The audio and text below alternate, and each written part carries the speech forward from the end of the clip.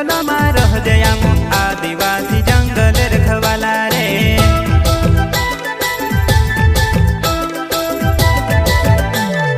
चल जंगल जमीन काज पूजे रे आदिवासी दुनिया ने रखवाला रे। बाप देव खतरी काज पूजे रे आदिवासी सबसे निराला रे।